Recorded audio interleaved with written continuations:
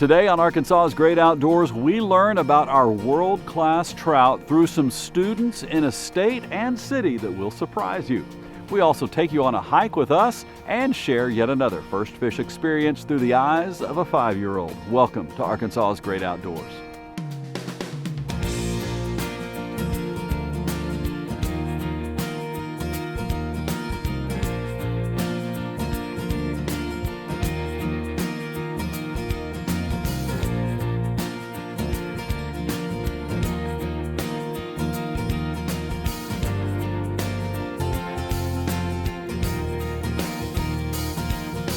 Some people note that Arkansas does not have a state game fish. The reason? Well, how do you pick between the bass, the trout, the crappie, the catfish, and more?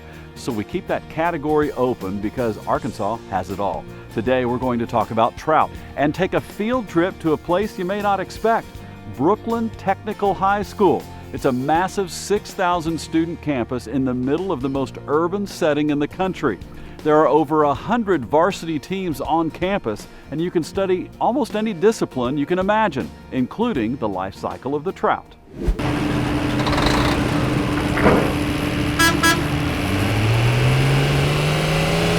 3 or 4 months ago, I came across an article in Trout Unlimited magazine about an amazing story of what Brooklyn Technical High School in Brooklyn, New York is doing to teach kids about trout. And this is how I got to know Dr. Elisa Margarita. It is very nice to finally meet you in person. Nice to meet you. This is a lot of fun what you're doing here. Yes, it is. Tell me a little bit about how this got started and what it's like. So the first time I was introduced to this was in 2009, and I was just trying to figure out how I could possibly do it. And then in 2007, I found out about a special grant, and I applied for that and won the grant. And ever since 2017, I've been raising trout in my classroom, which has been a really great experience for me and the students. I like to do authentic, hands-on science. I like to get the students involved in learning without realizing that they're learning. That's the best way to do it. And so what we're going to do is we're going to take you on a little tour of what's going on here in this very hands-on lab. Let's start with a key component of clean water the way nature does it. The plants within the system are in the same system that the fish are in. This is a lot more representative of nature, as in nature you will have the plants interacting with the animals, of course, and they'll be directly living harmoniously together. We have the same thing going. The bacteria break down the waste from the fish, and then that breaks it down into nitrates, which the plants are able to absorb and use as food. You may be shocked to learn that most of New York City's water is forest filtered, the natural way. I'm always interested in doing hands-on, authentic science. Like, that is what I love to look for, and so when there's ever an opportunity for that, I try to research it and see if it's feasible to do in the classroom. One of Mark's philosophies as a teacher, earlier she remembered that she takes a lot of our classroom and classwork outside of the building. And generally speaking, as a person that's just tired of worksheets and just, question after question after question that has to respond to in like a clerical way, just being able to go to like a park or go to the upstates and Catskills to actually engage with and interact with the systems we learn with in paper and have it brought to real life is definitely something that I myself, as a former environmental major, really enjoy. Throughout Brooklyn Tech are a few plant walls, a welcome respite of nature that adds not only green beauty but measurably cleans the air. This project is so popular that other departments throughout the school are asking for their own plant walls. In Dr. Margarita's class are several ecosystem models designed to teach the process of how nature handles its own waste and cleans itself. And this leads us to the trout. The first time I'd heard about trout in the classroom was like 2009. I was at a curriculum development conference with a bunch of other teachers. There was a teacher that was so enthusiastic about it. He kept talking about how great it was. The Trout in the Classroom project has the students take eggs straight from a hatchery and raise them in the classroom. It takes a few weeks and careful monitoring while learning all they can about water and ecosystems. It becomes a matter of great importance to these young hatchling trout. And those trout are coming up a little later on in the show. Next up, we started off the year by continuing what has become a national tradition, first day hikes. January 1st, go explore the outdoors. We did so right here in Arkansas, where our Department of Parks and Recreation hosted first day hikes at state parks all over our natural state. And that's next. Arkansas's Great Outdoors is brought to you by Bad Boy Mowers, mow with an attitude. By Vexus Boats. By Visit Hot Springs, America's first resort. And by Certified Arkansas Bait Fish, the safe bait.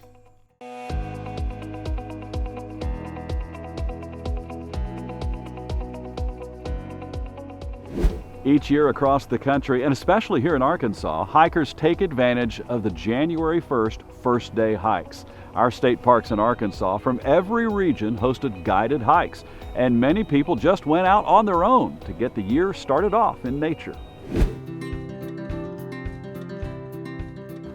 We're here at Pinnacle Mountain State Park with interpreter Friant. Will you please tell us a little bit more about the Rocky Valley Trail? The Rocky Valley Trail is a fantastic option for folks to get out and experience a little bit of everything of what Pinnacle Mountain State Park has to offer.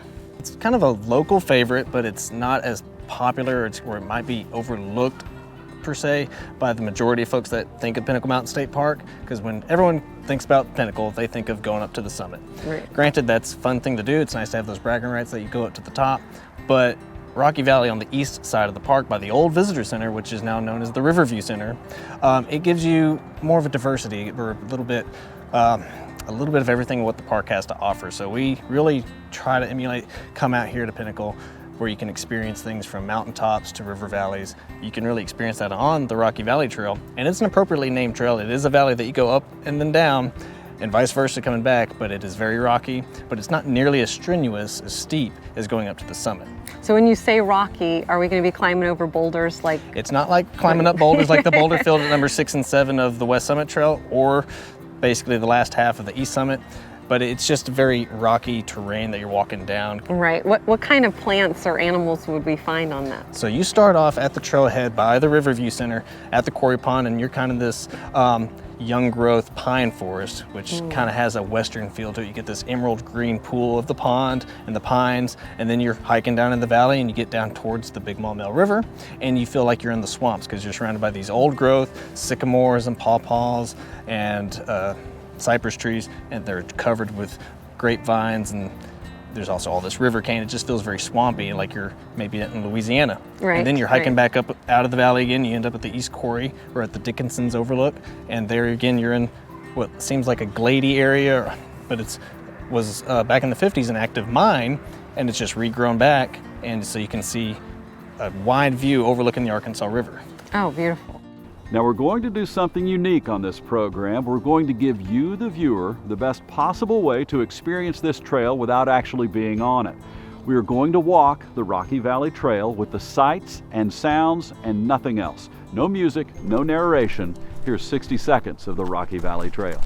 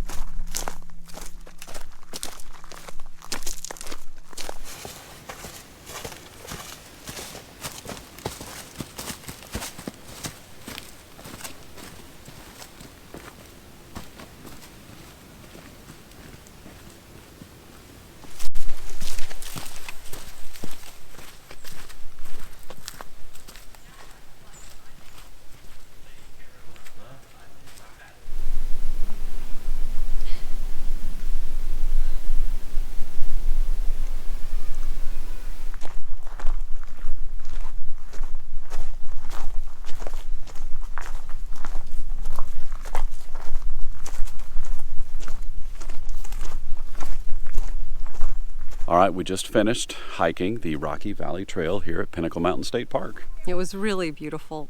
Wintertime is a fabulous time to hike because you can see through the trees and there are no bugs. That's a big plus, a big plus. There's also enough vegetation, though, even here in the wintertime, to be able to appreciate some of the wonderful things that Arkansas has to offer. It was really fun. For everyone who completed the first day hikes, our Arkansas Department of Parks and Tourism had some stickers to commemorate this event. So if you didn't get out on January 1st, no worries. There are still 364 other days to enjoy Arkansas's great hiking trails. And for Arkansas's great waterways, here's another tip from the experts on how to care for your boat. We're here at Trader Bill's in Little Rock. We've got Scott Rook here with us, and today we're talking about the new charging system and how to keep those batteries going so that you got a full charge for your day on the water. Yeah, most chargers available today on the boats are automatic chargers. So when you come in after a day of fishing, you've got a plug. You're just going to plug it in just like an extension cord, plug it in, and it will charge your batteries automatically. When your batteries are charged, it'll cut itself off. You don't have to keep checking and all that. I recommend once it shows it's charged to unplug it, but it's not going to hurt to leave it on for 3 or 4 days. It's automatic charger. It will stop charging when your batteries are fully charged. Not doing any damage to the batteries at that point. No damage to the battery or the charger. I've left them on before accidentally for 3 weeks and never had an issue. So the automatic chargers are smart chargers and they're really good. A lot of good technology going into our boats now. Arkansas's Great Outdoors is brought to you by Bad Boy Mowers, mow with an attitude, by Vexus Boats, by Visit Hot Springs, America's first resort, and by Certified Arkansas Bait Fish, the safe bait.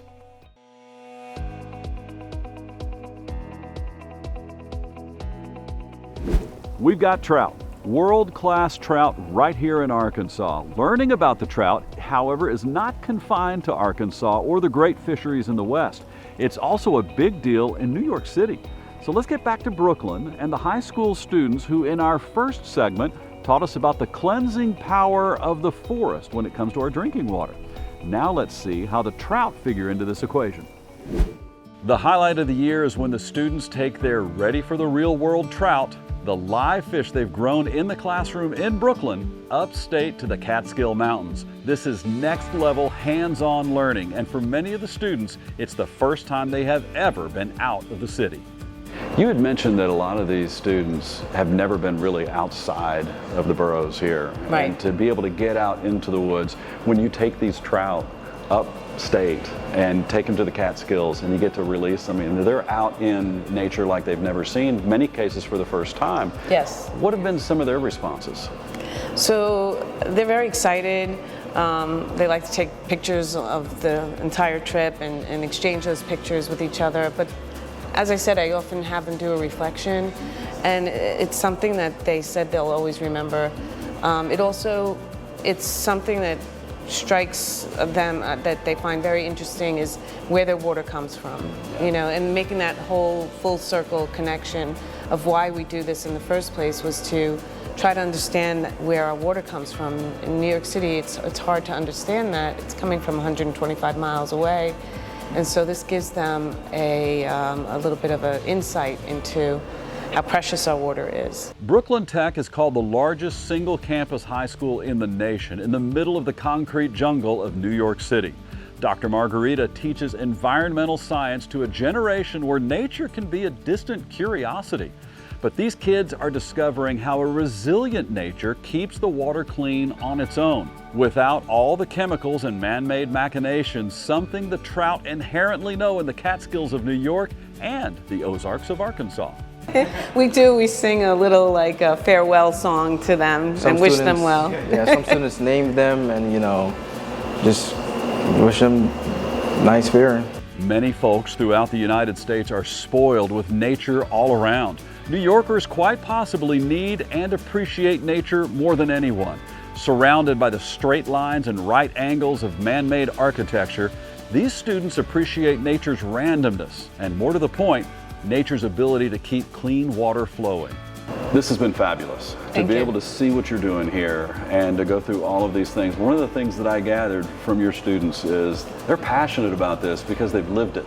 Yes. It's not a check mark and a test and things like that. They've actually had hands-on. Mm-hmm. That seems to be part of what you're doing here. Absolutely. I mean, when I was a kid, I used to go outside all the time. I lived on Long Island and we were outside 90% of the time. Mm-hmm. Now I think it's the reverse. I think kids are inside 90% of the time. Mm-hmm. So to be able to use the outdoors as an extension of the classroom has been a remarkable experience and something that they remember. And that's one of the interesting things, because when I first came across this article to talk about what you were doing here, my first thought was how neat it is, because we come from a state in Arkansas where we have plenty of nature and plenty of water. And I thought, how unique in Brooklyn, New York, they're talking about this. But after going through all of this, I realized that this is probably the perfect place because this is so important to people from Brooklyn, from New York City, to see the way that nature can actually go through and filter itself and how important it is. I mean, am I on the right track here? Yes, absolutely. I have had students post my class after my exam, after my class, try to set up little models themselves of where they're using plants and nature to mimic what happens in nature and clean the water and such. Personally, this has got to be very meaningful for you. You've been doing this for enough time to be able to see students kind of come through the program, and like you say, we talked to 2 of your graduates today. What's it like personally? It's very rewarding. I love to see the enthusiasm in kids. Like, they'll run into the classroom, what are we doing today? And again, they're just passionate about the environment, passionate about nature, and I really feel like this gives them connection to their water system and their watershed and nature. Well, that's one of the things we've learned is if you want to learn about trout, if you want to learn about water, come to Brooklyn, New York. Thank you. Thank you so much for your time. Thank you too. Okay, thanks. Okay. What a thrill to visit with Dr. Margarita and see what she is doing to help the next generation appreciate nature in a very up-close and hands-on way. Next time you're fishing in the Catskills, there's a good chance you might catch a trout raised in Brooklyn. The key difference, of course, being that the Brooklyn trout will think that you have the accent. We showed you a hike in the last segment. Let's give you a tip in this next one. Here's Mallory Lindsay. So whether you're hiking in warm weather or cool weather, layering is your friend. And so the 3 main layers are your base layer, which is going to be moisture wicking, helps you pull that sweat off of you. It's very quick drying, and it will also help retain heat if you are traveling in the cooler weather. Next is going to be your mid layer, and that's going to help you whether you're in the summertime and it protects you from the sun, or it's going to be maybe a light jacket too in the winter time. And then your third layer, your outer shell, is going to be something that is going to be wind protectant, or it's going to be maybe a hard shell like a rain jacket or a snow jacket that will really insulate you and keep you protected from the elements. When Arkansas's Great Outdoors returns, we see a boy catch his first ever fish. Every time there is a magic tug on the line, our heart starts racing and it's game on. When it's your first time you've ever felt that tug on the line, it's all that and more. Ladies and gentlemen, this is one of my favorite segments in the show. It's called First Fish. We've got Maxwell. Maxwell, how old are you? 5. 5 years old. Maxwell has never caught a fish, but that is about to change. Papa Luke is right here. He's gonna make sure that his son gets a fish. We're gonna take pictures. We're gonna remember this moment forever because Maxwell is about to become an angler. You ready? Okay, so here's what we're gonna do. We're gonna take this rod. And put that off. We're gonna take that hook right there. You hold this rod for a second, and I'm gonna put a minnow on this hook. Now this minnow, these are special Arkansas certified minnows. All right, so we just put him right here on the end of the hook, just like that. Look at him flopping around. That is great. Okay, you ready to make that cast? Woo, look at that. Okay, all right. We're gonna close that bell. Okay, oh yeah, I think you got one. You got one. This is like a world record right here. That fish went in the water for more than 2 seconds, and you have got yourself a fish. Woo! All right, let's bring it up here. Look, he's there. All right, Abby, look at that. That's a beautiful crappie right there. Look at that fish. Yeah, you want to touch him? Yeah. You know how fish can tell when there's other fish around? Ew, he's so slimy. He's slimy. That's right. Yeah, look, he's going to talk to you. Hey, Maxwell, how are you doing? Grab him. There you go. Right here. Yeah. I want to grab him on my dad's hand. Okay. All right, Ready? Here we go. Okay, fish number 1. 1, 2, 3. Very good. All right. Here, we'll just ease him back in. Ready? Okay, there you go. Bye-bye, Coco Melon. Maxwell, give me a high five, man. That was good. We could just end the segment right there as the fastest first fish in history. But just like potato chips, you can't eat just one. There we go. All right, Max, you know what to do, okay? Yes. There you go. All right, good. That's a good cast. Okay, so we close the bail and then don't reel in until we see the bobber go underwater. So we're looking at that bobber and we want to see. You can stand up. If he's too heavy, then can you help me? Yeah, we'll help you if it's a big, heavy fish. If he's too heavy, then I'll do Okay. that. Okay. Oh, you got one. Reel it, reel it, reel it. Reel it, and bring it straight up. Reel. Reel it up. There you go. There you go. Ooh, he's fighting. He's heavy. Yeah. Bob, he's going. Okay. Woo! That's a good one. Okay, Dad, why don't you help him with the rod, and I'm going to grab a net, because that is a big fish. All right, Bubba. Ready? Oh, man, yeah. Yeah. Whoa. Come here, Maxwell. Come on, Bubba. Oh! He broke the net. He broke the line. He broke the line. That was a big fish. That was a big fish. We got to That catch was a him really again, big Bob. fish. That was. Okay, you got yourself a fish. something. Reel. Reel. And hold that rod tip up. Reel. Go, Keep reeling Bub, go. fast. Keep reeling fast. Go, Max, Look go. at the end of that rod. Keep Go. reeling. Woo! Woo-hoo. Yeah. Good job, Max. I still got him though. Yeah. Okay, Dad's got the net, and that is. Oh, come on. There we go. Yeah. Wow, Wait till you Maxie, see what this look looks at like. that one. That, kinda broke. my friend, That's incredible. that's a largemouth bass right there. That's a big fish. Have you ever seen anything that big? No? Look, he's sticking his tongue out at you. Okay, here we go. 1, 2, 3. Okay, ready? And woo! There you go. Okay, good deal. We'll close the bail. Okay, get ready. And I think you got one. All right, start reeling. Oh, look at this snake coming right at us. There we go. What's he doing? Oh, I got one. You got a fish. He does have a job, fish. Maxie. We got all distracted by the snake. Okay, you got a crappie. Ooh, that snake tried to get that crappie. Woo, there goes that minnow. All right. Oh, that minnow just got eaten right there. We got our newest fisherman right here. Maxwell, you have caught several fish today. Have you had a good time? Good deal. Are you a fisherman now? Are you gonna have a great story to tell your class when you get back to school tomorrow? All right, good deal. Okay, say goodbye to everybody. Goodbye.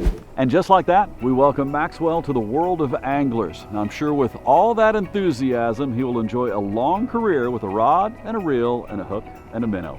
We thank you for watching Arkansas's Great Outdoors. We took a great field trip to an unlikely location to learn about trout. We learned how they can play a part in clean water and how Brooklyn, New York is teaching the next generation about the great outdoors. We also took a first-day hike at Pinnacle Mountain State Park and saw young Maxwell catch his first ever fish, and then his second and his third. We love welcoming new anglers to the show. We'll see you next week right here in Arkansas's Great Outdoors.